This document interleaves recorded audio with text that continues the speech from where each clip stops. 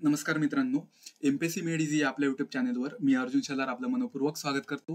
मित्रांनो, आगामी राज्यसेवा पूर्व परीक्षा 2024 जी की साधारणतः जून महिन्यामध्ये आयोजित करण्यात येईल. ह्या राज्यसेवा पूर्व परीक्षेसाठी आपण एक अत्यंत महत्त्वाचा असा ऑनलाईन कोर्स किंवा ऑनलाईन लेक्चर सिरीज आपल्या युट्यूब चॅनेलवरती आपण सुरू करत आहोत.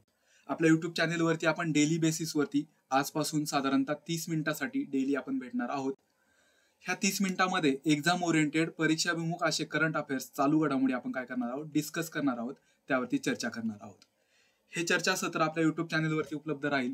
हे चर्चासत्र करत असताना आपण टार्गेट राज्यसेवा पूर्व परीक्षा हे ठेवलेलं आहे. अर्थातच त्याचा फायदा आपल्याला संयुक्त गट ब आणि गट क च्या पूर्व परीक्षेसाठी सुद्धा निश्चित होणार आहे. पण प्रामुख्याने आपला फोकस राज्यसेवा पूर्व परीक्षा असेल आणि अर्थातच त्यामुळे सर्वात पहिल्यांदा आपण काय करणार आहोत, 2023, 2022, 2021 आणि 2020 ह्या 4 वर्षाच्या स्टेट सर्व्हिस प्रिलिम राज्यसेवा पूर्व परीक्षेच्या चालू घडामोडीच्या प्रश्नांचं काय करणार आहोत, मायक्रो अनालिसिस करणार आहोत, सूक्ष्म विश्लेषण करणार आहोत.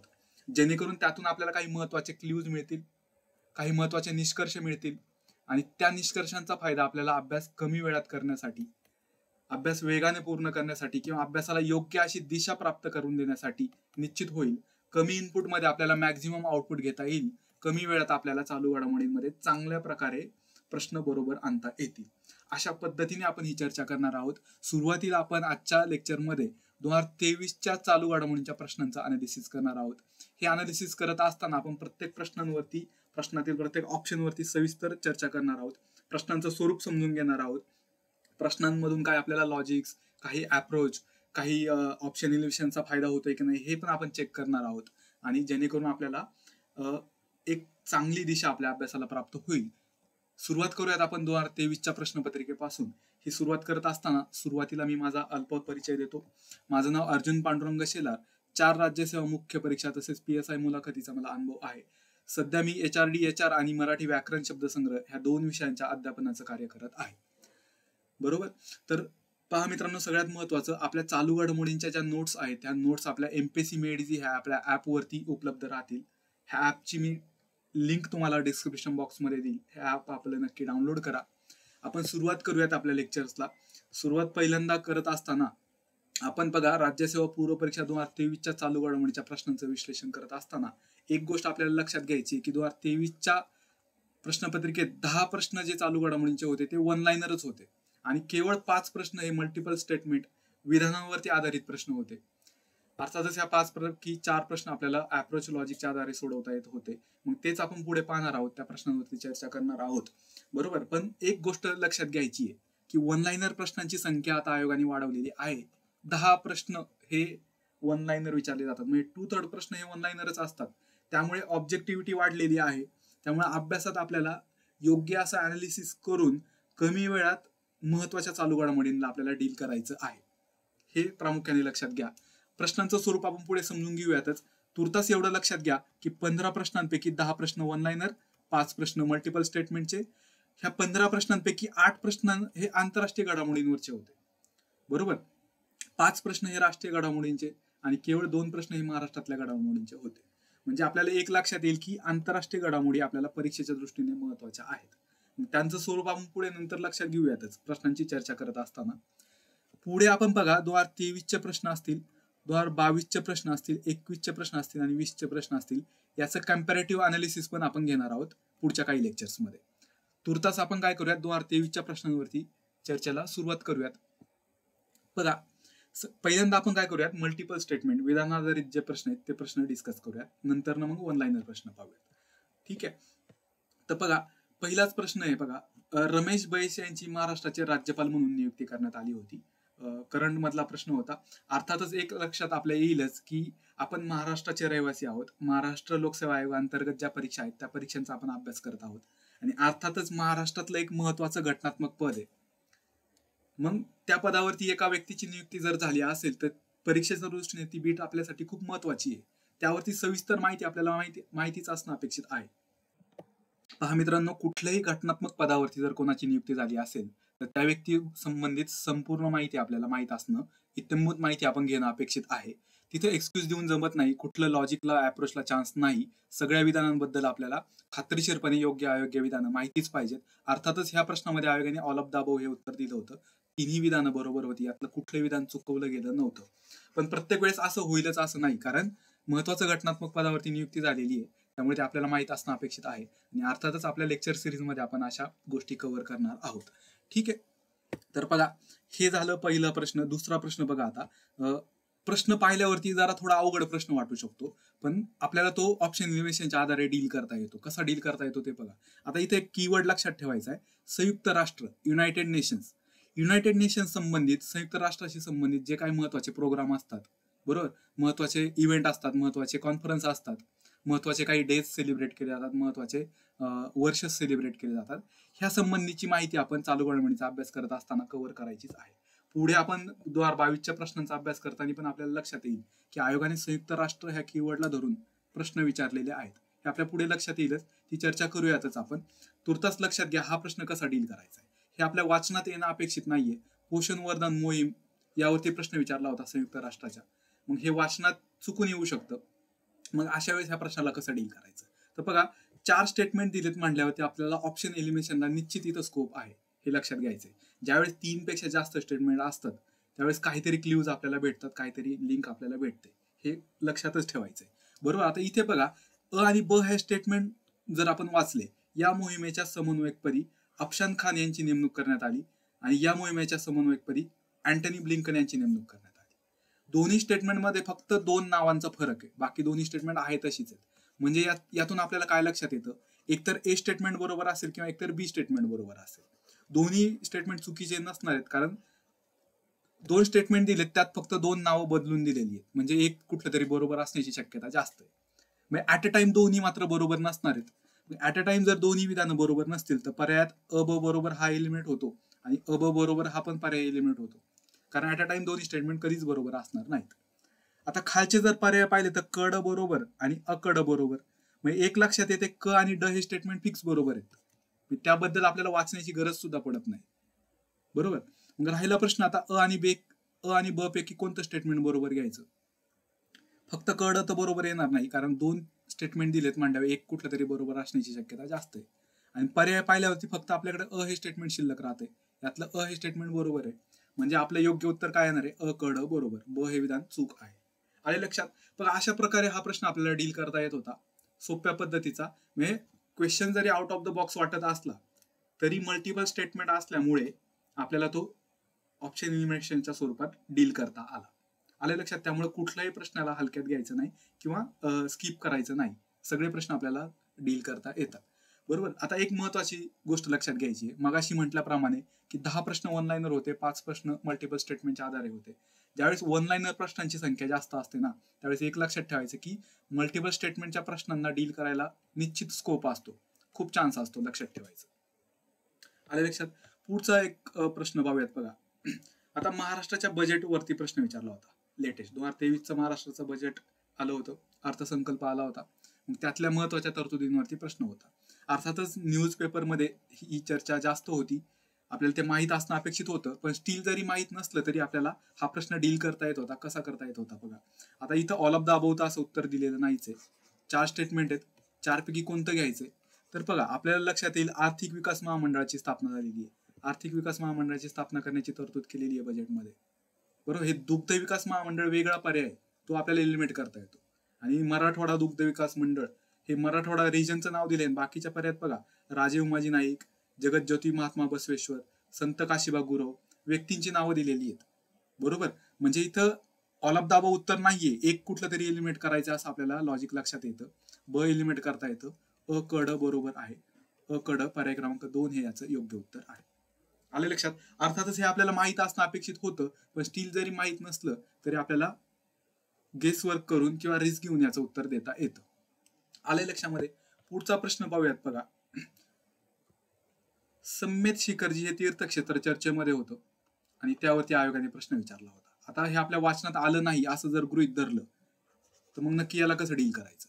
तर बघा, 4 स्टेटमेंट दिलेत म्हटल्यावर तिथं ऑप्शन एलिमिनेशनचा स्कोप भरपूर आहे. ऑल ऑफ द अबाव खाली दिलेलंच नाहीये, वरीलपैकी सर्व बरोबर असं उत्तर दिलेलंच नाहीये, म्हणजे नक्कीच इथं ऑप्शन एलिमिनेशनला स्कोप आहे. कोणतं एलिमेंट करायचं. तर अ आणि ड स्टेटमेंट जर तुम्ही वाचलं तर तुमच्या लक्षात येईल सम्मेत शिखरजी हे जैन समाजाचे तीर्थक्षेत्र आहे आणि सम्यद शिखरजी हे हिंदू धर्मियांचे तीर्थक्षेत्र आहे. आता दोनपैकी एक कुठलं तरी बरोबर असणार आहे ना. अ आणि ड दोन्ही बरोबर असणार आहेत का? नाही. अ ड दोन्ही ऍट अ टाइम बरोबर नसणार आहेत. आणि बघा ड पर्यायात कुठंच दिला नाही. ड हा पर्यायात कुठंच दिला नाही, त्यामुळे बाय डिफॉल्ट एलिमेंट होतो. अ फिक्स बरोबर येतो. हे जैन समाजाचं तीर्थक्षेत्र आहे. आता बघा, अ जर फिक्स बरोबर असेल तर ब क हा पण पर्याय एलिमेंट होतो. फक्त क हा पण एलिमेंट होतो. 3 आणि 4 एलिमेंट होतात. बरोबर. मग आता एक तर लक्षात, एक तर ब बरोबर असेल किंवा एक तर क बरोबर असेल, कारण अ तर फिक्स बरोबर आहे. मग आणि ब आणि क पैकी कोणतं बरोबर घ्यायचं? हे तीर्थक्षेत्र झारखंड राज्यातील गिरिधी येथे आहे आणि हे तीर्थक्षेत्र राजस्थान येथील अरवली पर्वत येथे आहे. कुठलं घ्यायचं? आता आपल्याला एक लक्षात येईल की आपल्याला कन्फ्युज काय होऊ शकतं की जैन टेम्पल जनरली अरवली पर्वतांमध्ये बऱ्याचदा आपल्या चर्चेत येतात, पण हे काहीतरी वेगळं विचारलंय सम्यद शिखरजी. आणि पर्यायात पण बघा झारखंड मधलं गिरती हे ठिकाण दिले, म्हटल्यावरती हे असण्याची शक्यता जास्त आहे ना. अरवलीपेक्षा हे कॉमन आहे, त्यापेक्षा हे गिरदी असण्याची शक्यता जास्त आहे. ब बरोबर आहे, अ ब बरोबर येणार आहे या ठिकाणी. आणि हा प्रश्न जर पाहिला ना, आयोगाने काय केलेत बघा, अ आणि ब हे स्टेटमेंट बरोबर दिलेत, क आणि ड हे चुकीचे दिले. क्वेश्चन फ्रेम करताना अ च्या विरोधात एक स्टेटमेंट दिले आणि ब च्या विरोधात एक स्टेटमेंट दिले. सुरुवातीला बरोबर स्टेटमेंट घेतलेत आणि नंतर चुकीचे स्टेटमेंट दिलेले. आले लक्षामध्ये? अशा प्रकारे ह्या प्रश्नाला डील करता येत होतं. या ठिकाणी अ आणि ब फक्त बरोबर आहे. पुढे पाहूयात बघा पुढचा. हा आता बघा, हा पण युनायटेड नेशन्सशी संबंधित प्रश्न आहे. एक लक्षात ठेवायचे, चालू घडामोडींचा अभ्यास करत असताना एक गोष्ट आपल्याला महत्वाची लक्षात ठेवायची आहे की युनायटेड नेशन्सशी संबंधित जे काही महत्वाचे प्रोग्राम असतील, कुठल्या कॉन्फरन्स असतील, परिषदा असतील, किंवा भारताशी संबंधित काही महत्वाचे प्रोग्राम असतील किंवा कुठले महत्वाचे डेज सेलिब्रेट केलेले असतील, तर ते आपले अभ्यासून होणं अपेक्षित आहे चांगल्या पद्धतीने. ठीक आहे, सोर्स बद्दल आपण पुढे चर्चा करूयातच, पण तुर्तास एवढं लक्षात ठेवा. आता हा पण प्रश्न चांगल्या पद्धतीने डील करता येत होता. बघा, UN COP15 बद्दल आपल्याला स्टेटमेंट दिली होती, बरोबर विधानं ओळखायला सांगितली होती. यातली 4 स्टेटमेंट पैकी बरोबर कोणतं, चूक कोणतं, हे आपल्याला शोधायचं. आता पहिलं स्टेटमेंट वाचूयात. या परिषदेत जागतिक जैवविविधता करारास मंजुरी देण्यात आली. बरोबर, जागतिक जैवविविधता करारास मंजुरी देण्यात आली. यस, अर्थातच हे स्टेटमेंट आपल्याला कुठल्याही अँगलनी निगेटिव्ह वाटत नाही किंवा हिच्यात काय चुकवलं असेल असं काहीच वाटत नाही. बरोबर, स्टेटमेंट एकदम पॉझिटिव्ह आहे, जैवविविधतेबद्दल बोललं गेलेलं आहे आणि पर्यावरणाचा जर आपण अभ्यास केलेला असेल तर निश्चित आपल्याला माहित पडतं की स्टेटमेंट बरोबर असणार आहे. आता कन्फ्युजन कुठं होऊ शकतं की अमेरिकेच्या अध्यक्षतेखाली असेल की चीनच्या अध्यक्षतेखाली असेल, हे कन्फ्युजन होऊ शकतं. तर ते दोन्ही स्टेटमेंट आपण बाजूला ठेवूयात. पुढचं स्टेटमेंट वाचूयात. धोक्यात आलेल्या प्रजातींच्या संरक्षणासाठी, हवामान बदलाचे दुष्परिणाम घटवण्यासाठी प्रयत्न करण्याची गरज या करारामध्ये प्रतिपादन केलेली आहे. डिटेलमध्ये स्टेटमेंट दिलेलं आहे. आणि पहिले स्टेटमेंट काय सांगते, जागतिक जैवविविधता करारास मंजुरी देण्यात आली. जागतिक जैवविविधता करारास मंजुरी जर दिली असेल तर धोक्यात आलेल्या प्रजातीच्या संरक्षणासाठी निश्चित त्यात तरतुदी केलेल्या असणार आहेत. एक लक्षात येते आपल्याला की अ आणि ड स्टेटमेंट फिक्स बरोबर आहे. अ आणि ड स्टेटमेंट जर फिक्स बरोबर असतील तर तसा एकच पर्याय आपल्याकडे उपलब्ध आहे, पर्याय क्रमांक 4. आले लक्षामध्ये? आणि आपल्याला उत्तरापर्यंत सहज पोहोचता येते. ब आणि क च कन्फ्युजनच राहिलं नाही.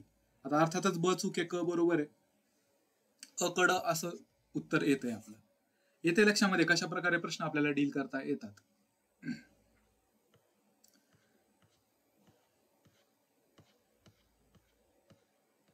ठीक आहे, चालेल. बघा, मल्टिपल स्टेटमेंट वाले झालेले आहेत. आता आपण वन लाईनर प्रश्न बाकीचे पाहूयात.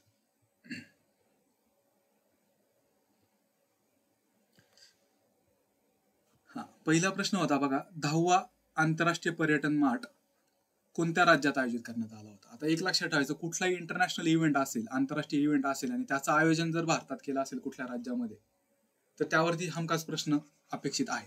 हे आपल्याला ह्या प्रश्नातून कळतंय. बरोबर, त्यामुळे चालू घडामोडींचा अभ्यास करत असताना विशेषतः आपण मागाशीच पाहिलं की 8 प्रश्न हे आंतरराष्ट्रीय घडामोडींवरती होते. त्यामुळे आंतरराष्ट्रीय घडामोडींवरती आपल्याला फोकस करायचाच आहे. स्पेसिफिक विथ रिस्पेक्ट टू जर इंडिया असेल, ते इंटरनॅशनल इव्हेंट भारताशी संबंधित जर असेल तर आपल्याला आवर्जून त्याचा अभ्यास करायचा आहे. हा निष्कर्ष आपल्याला ह्या प्रश्नातून कळतो. नोव्हेंबर 2022 मध्ये 10वा आंतरराष्ट्रीय पर्यटन मार्ट कोणत्या राज्यात आयोजित करण्यात आला होता, असा प्रश्न आपल्याला विचारलेला आहे. पर्याय पाहिल्यावरती लक्षात येईल, महाराष्ट्र, उत्तर प्रदेश, मिझोरम आणि आसाम. बघा, 2 मोठी राज्य दिलेली आहेत आणि इकडे नॉर्थ ईस्टचे 2 स्टेट दिलेले आहेत. आता हा जर आंतरराष्ट्रीय पर्यटन मार्ट नॉर्थ ईस्ट मध्ये ईशान्य भारतात जर आयोजित केला गेला नसता तर पर्यायात एखादंच ईशान्य भारतातलं राज्य दिलं असतं. पण इथं आपल्याला लक्षात येते की ईशान्य भारतातली 2 राज्य दिलेली आहेत. म्हणजे शक्यता जास्त आहे की उत्तर ईशान्य भारतातलं ते स्टेट असणार आहे. एकतर मिझोरम किंवा आसाम असणार आहे. मला उत्तर माहित नाही, फॉर एक्झाम्पल मी काय करतो, आसाम आणि मिझोरम पैकी मिझोरम उत्तर देतो. अगोदरचं पर्याय हे उत्तर मी दिलं. आलंय लक्षामध्ये, मी रिस्क घेतली. बरोबर, काय केलं, रिस्क घेतली. उत्तर प्रदेश आणि महाराष्ट्र मी एलिमिनेट केला आणि मिझोरम आणि आसाम पैकी कोणतं उत्तर द्यायचं, तर मी मिझोरम उत्तर दिलं. रिस्क घेतली या प्रश्नात, माहित नाही म्हणून. आता हे माहित नाही म्हणून रिस्क घेतली, पण असं प्रत्येक वेळेस गृहीत धरून चालत नाही. माहित नाही, आपल्याला एक अभ्यास करायचा आहे. कोर पार्ट आपल्याला चांगला कव्हर करून ठेवायचा आहे. तीच आपण चर्चा करतोय, तेच आपण अनालिसिस करतोय.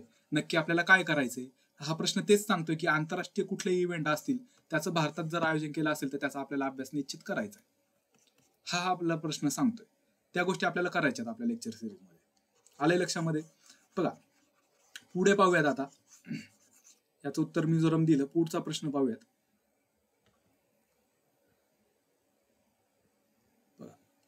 खालीलपैकी कोणते शहर 2023 मधील 5व्या आसियान इंडिया बिझनेस समिटचे यजमान होते? बघा आता आसियान ही संघटना आपल्या सर्वांना माहीत असेल.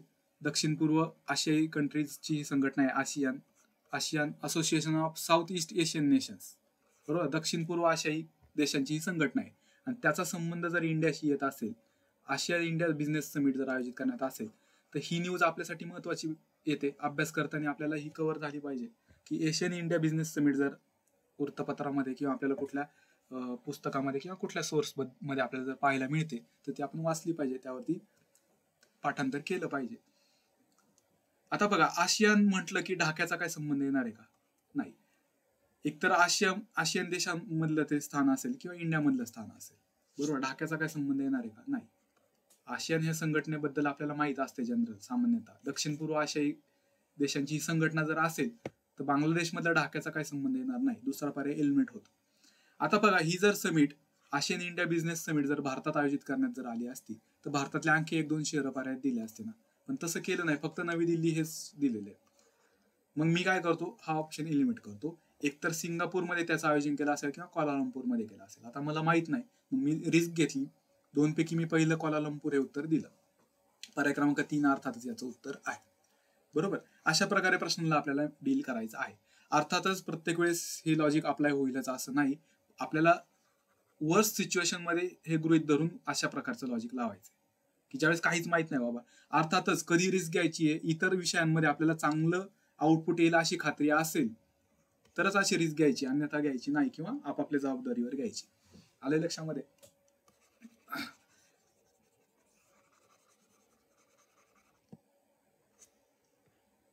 पुढचा प्रश्न पाहूयात बघा आपण. आता तुर्कीमध्ये भूकंप झाला. तुर्की आणि सिरिया देशामधला 4-5 दिवस कंटिन्यू वृत्तपत्रामध्ये बातम्या चालू होत्या. त्यामुळे मग आपल्या वाचनात ऑपरेशन दोस्त निश्चित येतं. भारताने काय केलं होतं, तिथल्या भूकंपग्रस्तांना मदतीसाठी ऑपरेशन दोस्त राबवलं होतं.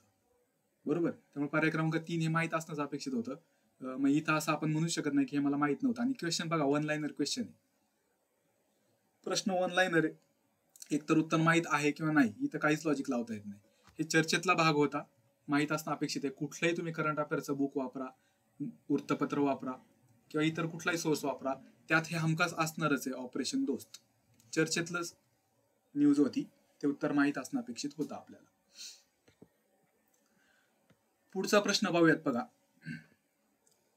नवी दिल्ली येथे IBA महिला जागतिक बॉक्सिंग चॅम्पियनशिप आयोजित करण्यात आली होती. मी म्हटलं ना, कुठलंही, आता हा स्पोर्ट इव्हेंट आहे आणि आंतरराष्ट्रीय पातळीवरचा आहे. इंटरनॅशनल बॉक्सिंग असोसिएशनचा महिला जागतिक बॉक्सिंग चॅम्पियनशिप जी भारतात आयोजित केलेली आहे, त्यामुळे त्यावरती प्रश्न येणं अपेक्षित आहे.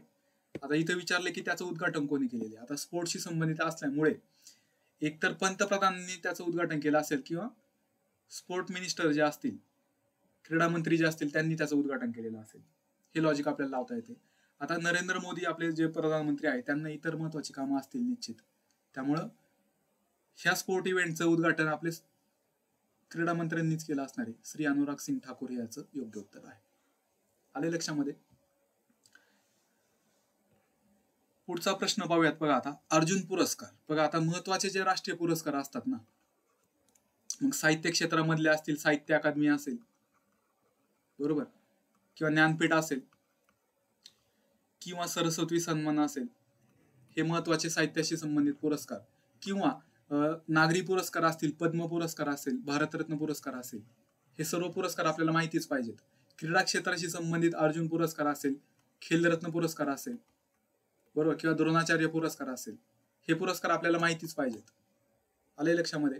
राष्ट्रीय पातळीवरचे जे महत्वाचे पुरस्कार आहेत, सरकारी पातळीवरचे जे महत्वाचे पुरस्कार आहेत, त्यावरती हमखास प्रश्न असतो म्हणजे असतोच, हे लक्षात ठेवायचं. आता इथे अर्जुन पुरस्कार विचारलेले आहेत, जोड्या लावायला लावलेले आहेत. साधारणतः 20-25 व्यक्तींना अर्जुन पुरस्कार दिला जातो दरवर्षी. मग नक्की प्रत्येकाचं पाठ करत बसणार आहे का आपण? नाही. तर लक्षात ठेवायचे, मराठी व्यक्ती कुठला असेल किंवा महाराष्ट्रातला कुठला व्यक्ती असेल ना, मराठी नाव दिसलं किंवा महाराष्ट्रातला व्यक्ती दिसला तर त्यांचं क्षेत्र आपल्याला माहित असणं अपेक्षित आहे. बरोबर. पद्म पुरस्कारांच्या बाबतीत पण तेच, महाराष्ट्रातला व्यक्ती असेल, मराठी व्यक्ती असेल तर त्याचं क्षेत्र आपल्याला माहित पाहिजे. इथे बघा, भक्ती कुलकर्णी मराठी नाव दिसते, अर्थातच त्या गोव्याच्या आहेत, परंतु इथं मराठी नाव आहे, त्यामुळे त्यांचं क्षेत्र आपल्याला माहितीच पाहिजे. बरोबर, त्यांचं क्षेत्र आपल्याला माहितीच पाहिजे. बघा, भक्ती कुलकर्णी मराठी नाव आहे, त्यांचं क्षेत्र काय तर बुद्धिबळ, हे आपण पाठ करणं अपेक्षित आहे. एला तीन असणारा एकच पर्याय, पर्याय क्रमांक 3 याचं योग्य उत्तर आहे. लक्षात ठेवायचं, राष्ट्रीय पुरस्कार कुठले असतील तर त्यातले मराठी व्यक्तींना कुठला जर पुरस्कार मिळाला असेल तर त्यावरून आपलं पाठांतर झालं पाहिजे, असा त्याचा अर्थ आहे. अर्थातच आपण ते सगळं कव्हर करणार आहे. साहित्य अकादमी पुरस्कार असतील, ज्ञानपीठ पुरस्कार असेल, सरस्वती सन्मान पुरस्कार असेल, पद्म पुरस्कार, मग तिच्यात पद्मश्री येतो, पद्मभूषण येतो, पद्मविभूषण येतो, भारतरत्न पुरस्कार असतील, ते पण आपण अभ्यासणार आहोत. बरोबर. क्रीडा क्षेत्राशी संबंधित अर्जुन पुरस्कार असतील, खेलरत्न पुरस्कार असेल किंवा द्रोणाचार्य पुरस्कार असेल, तेही सगळे आपल्याला अभ्यासायचे आहेत. आले लक्षात? बघा पुढे, आता बघा, एक लक्षात घ्यायचं, अलीकडे आयोगाने 2020 पासून काय केलेलं आहे, महत्वाच्या ज्या संस्था असतात ना, सरकारी संस्था, त्या संस्थांचे कुठले अध्यक्ष असतील, डायरेक्टर असतील, चेअरपर्सन असतील, डायरेक्टर जनरल असेल, ह्या पदांवरती जर नेमणूक केल्या असतील किंवा कुठली घटनात्मक पदं असतील, ह्या घटनात्मक पदांवरती ज्यांची नेमणूक झालेली आहे त्यांच्या संबंधित थेट ऑनलाईनर प्रश्न विचारण्याचा आयोगाने अलीकडे ट्रेंड आणलेला आहे. त्यामुळे ते सगळं आपलं पाठ झालं पाहिजे. बरोबर. इथं PFRDA चे अध्यक्ष म्हणून कोणाची नेमणूक झाली हा प्रश्न विचारला होता. लॉजिकला चान्सच नाही, उत्तर सरळ सरळ माहित पाहिजे, एकतर माहित आहे किंवा नाही असा तिथं चान्स आहे. बरोबर. त्यामुळे महत्वाच्या ज्या सरकारी पातळीवरच्या नियुक्त्या असतील, मग घटनात्मक पदांवरती असेल किंवा काही संस्था असतील, कायदेशीर संस्था असतील, किंवा सरकारने स्थापन केलेल्या संस्था असतील, पब्लिक सेक्टर मधल्या संस्था असतील, त्यावरती नियुक्त करण्यात आलेल्या व्यक्तींची नावं आपल्याला माहित पाहिजे, असा आपल्याला हा प्रश्न सांगतो. पुढे बघा, 25वी राष्ट्रीय ई गव्हर्नन्स परिषद. सरकारी पातळीवरती कुठल्याही कॉन्फरन्स होत असतील राष्ट्रीय पातळीवरती तर ते आपल्याला माहित पाहिजे. आणि विशेषतः 10वी, 25वी, 50वी असं जर काही इव्हेंट असतील तर ते आपल्या हमखास माहित पाहिजेत. बरोबर. असे इव्हेंट जे असतील 10व, 5व, 25व, 50व, 100व, सरकारी पातळीवरचे असे कुठले इव्हेंट असतील तर ते माहितीच पाहिजेत आपल्याला. राष्ट्रीय ई गव्हर्नन्स परिषद आहे अर्थातच. मग त्याचं आयोजन कुठं करण्यात आलं होतं? आता बघा, पर्याय पाहिल्यावरती लक्षात येईल आपल्याला, मुंबई, अहमदाबाद, कोल्लम आणि कटरा, 3 राज्य दक्षिणेकडची दिलेली आहेत. एक राज्य डायरेक्ट जम्मू काश्मीर आहे. बरोबर. म्हणजे, आणि इथं बघा, जम्मू काश्मीर मधलं असं जम्मू किंवा श्रीनगर अशी शहरं न देता कुठलं दिलेलं आहे, कटरा दिलेलं आहे. म्हणजे काहीतरी स्पेसिफिक युनिक असा पर्याय दिलेला आहे. मग ही 25वी राष्ट्रीय ई गव्हर्नन्स परिषद आहे. वेगळं राज्य आहे जम्मू काश्मीर, शहर पण वेगळं आहे, म्हणजे इथं केलेले आयोजित करण्याची शक्यता जास्त आहे. पर्याय क्रमांक 4 याचं उत्तर आहे. आले लक्षात? कोल्लम किंवा कटरामध्ये कटरा आपण उत्तर देऊ शकतो. पर्याय क्रमांक 4. पुढे पाहूयात. बघा आता युनेस्को परत आलेले आहे युनायटेड नेशन्सशी संबंधित. युनायटेड नेशन्सशी संबंधित ज्या काही इव्हेंट असतील ते आपल्याला माहितीच पाहिजे. आंतरराष्ट्रीय शिक्षण दिन, स्पेसिफिक बघा, मुली आणि महिला, कीवर्ड लक्षातच ठेवायचे. महिलांच्या बाबतीत, मुलींच्या बाबतीत आंतरराष्ट्रीय पातळीवरती जर काहीतरी विशेष घडत असेल तर ते आपल्याला माहित असणं अपेक्षित आहे. बरोबर. आंतरराष्ट्रीय शिक्षण दिन कोणाला समर्पित केलेला आहे, कुठल्या देशातील महिलांना समर्पित केला, असं उत्तर प्रश्न विचारला. आता इकडे बघा, पूर्वेकडचा देश दिलाय व्हिएतनाम, एकच दिलाय, बाकी सगळे मिडल ईस्ट किंवा पश्चिमेकडचे देश दिलेले आहेत आशियामध्ये. बरोबर. मग इथे व्हिएतनाम एलिमेंट होतो. एक तर इराण, अफगाणिस्तान, इस्रायल असेल. आता इस्रायल ज्यू राष्ट्र आहे, इराण मुस्लिम, अफगाणिस्तान मुस्लिम राष्ट्र आहे. आता आपण लक्षात घेतो की अफगाणिस्तानमध्ये तालिबान सरकार स्थापन झालं, त्यामुळे तिथल्या मुली आणि महिलांचा शिक्षणाचा प्रश्न पटलावरती आला. बरोबर. अर्थातच हा आंतरराष्ट्रीय शिक्षण दिन युनेस्कोने कोणाला समर्पित केला असेल? अफगाणिस्तान मधल्या मुली आणि महिलांना केला असेल. हे लॉजिक आपल्याला लावता येतं. आले लक्षामध्ये? इस्रायल, व्हिएतनाम नाही, एकतर इराण असू शकतं किंवा अफगाणिस्तान असू शकतं. प्रोबॅबिलिटी जास्त अफगाणिस्तानची आहे. पर्याय क्रमांक 2 आपण याचं उत्तर देणार आहोत. आले लक्षामध्ये? बघा पुढचा प्रश्न आहे. आता बघा भारतात आपल्याला माहित असेल, भारतात ब्रिटिशांच्या काळात कुठले रस्त्यांना दिलेली नावं असतील, कुठली एखादी वास्तू असेल त्याला ब्रिटिशांचं दिलेलं नाव असेल, तर अलीकडे आपण आता काय करतो ते नामकरण करत आहोत. त्याचे नावं बदलण्याचा ट्रेंड आपल्याकडे आलेला आहे. आंतरराष्ट्रीय पातळीवरती पण बघा ब्रिटिश राजेशाहीचा उल्लेख चलनी नोटेवरून वगळलाय. कुठल्या देशाने वगळलाय? बरोबर. मग हा प्रश्न विचारलेला आहे आपल्याला. म्हणजे हे भारताशी संबंधित कुठला इंटरनॅशनल इव्हेंट असेल ना, तर तो प्रश्न हमखास येणार आहे परीक्षेला. लक्षात ठेवायचं. आता आपल्याला माहित असेल, ऑस्ट्रेलिया असेल किंवा भारत असेल किंवा कॅनडा असेल, हे सगळे ब्रिटिशांच्या वसाहती आहेत. मग कॉमनवेल्थ ऑफ नेशनशी संबंधित जी एखादी इव्हेंट असेल, राष्ट्रकुल समूहाशी संबंधित जी एखादी इव्हेंट असेल, ती आपल्याला माहितीच पाहिजे किंवा ती वाचनात आली तर त्यावरती आपण अभ्यास केला पाहिजे. आले लक्षात? मग इथे बघा ऑस्ट्रेलिया आणि न्यूझीलंड शेजारचे देश आहेत दोन. या दोनपैकी एक उत्तर असण्याची शक्यता जास्त आहे. ऑस्ट्रेलिया हे उत्तर देऊयात आपण. पुढचा प्रश्न आहे बघा, पद्मश्री पुरस्कारावर प्रश्न विचारलेला आहे. मराठी नावं आपल्याला माहित पाहिजेत आणि त्यांचं क्षेत्र माहित पाहिजे. आले लक्षात? आता अर्थातच आयोगाने ह्या प्रश्नात एक क्ल्यू दिला होता. डॉक्टर म्हणलं की शक्यता जास्त विज्ञान क्षेत्राशी, अभियांत्रिकी क्षेत्राशी जास्त आहे. बीला एक पर्याय क्रमांक 4 याचं उत्तर आहे. बरोबर. परंतु पर्यायात पाहिलं तर रमेश पतंगे हे महाराष्ट्रातील व्यक्ती आहे, परशुराम खुने हे महाराष्ट्रातील व्यक्ती आहे. बघा आता पद्मश्री पुरस्कार जवळजवळ 90+ व्यक्तींना पद्मश्री पुरस्कार दिलाय. किती जणांचे आपण क्षेत्रपाठ करणार आहे? नाही ना. त्यामुळे काय करायचं, पद्म पुरस्कारांमध्ये पद्मविभूषण असेल, पद्मभूषण असेल किंवा पद्मश्री असेल, ह्या सर्व पुरस्कारांमध्ये महाराष्ट्रातील व्यक्तींना कोणाकोणाला पुरस्कार मिळालाय आणि त्यांचे क्षेत्र हे पाठच करायचे. आले लक्षामध्ये? रमेश पतंगे साहित्य आणि शिक्षण, परशुराम खुने कला, हे आपल्याला उत्तर देता येते सहजपणे. पहा मित्रांनो, आता आपण थोडक्यात समराईज करूयात हे सगळं अनालिसिस. मग अशी म्हटल्याप्रमाणे एकूण 8 प्रश्न हे आंतरराष्ट्रीय घडामोडींवरती होते. त्यातले युनायटेड नेशनशी संबंधित 3 प्रश्न होते. बघा लक्षात ठेवायचे, चालू घडामोडींचा अभ्यास करत असताना युनायटेड नेशनचे प्रोग्राम असतील, कुठल्या कॉन्फरन्स असतील, कुठले महत्वाचे डेज असतील, इयर्स असतील, कीवर्ड पोषण, बायोडायव्हर्सिटी, महिला शिक्षण, हे कीवर्ड पकडून आपल्याला चालू घडामोडी अभ्यासाव्याच लागतील. बरोबर. आता असे काही इंटरनॅशनल इव्हेंट आहे, आंतरराष्ट्रीय घडामोडी आहेत की ज्याचा डायरेक्टली किंवा इनडायरेक्टली भारताशी संबंध आहे. असे इव्हेंट आपण हमखास पाठ केले पाहिजेत. बरोबर. बघा इंटरनॅशनल पर्यटन मार्ट भारतात कुठे आयोजित केला होता, किंवा आशियन इंडिया बिझनेस समिट कुठे आयोजित करण्यात आली होती, जिथं भारताचा संबंध येतो, किंवा तुर्कीमध्ये भूकंप झाला, भारताने मदत केली. इंटरनॅशनल इव्हेंट आहे, त्याचा भारताशी संबंध येतोय. बघा इंटरनॅशनल स्पोर्ट इव्हेंट आहे, इंटरनॅशनल बॉक्सिंग चॅम्पियनशिप आयोजित करण्यात आली होती, वर्ल्ड बॉक्सिंग चॅम्पियनशिप, मग त्याचं भारतात आयोजन करण्यात आलं होतं. मग इंटरनॅशनल इव्हेंट त्याचं भारतात आयोजन जर करण्यात आलं असेल तर ते आपल्याला माहित पाहिजे. ऑस्ट्रेलिया ब्रिटिश राजेशाहीचा उल्लेख चलनी नोटावरून काढून टाकला ऑस्ट्रेलियाने. ऑस्ट्रेलिया हे कॉमनवेल्थ ऑफ नेशन्स मध्ये येतं, भारतही येतो. बरोबर. मग इंडियाशी अप्रत्यक्षपणे संबंधित आहे ना ह्या गोष्टी, हे आपल्याला माहितीच पाहिजेत. आले लक्षामध्ये?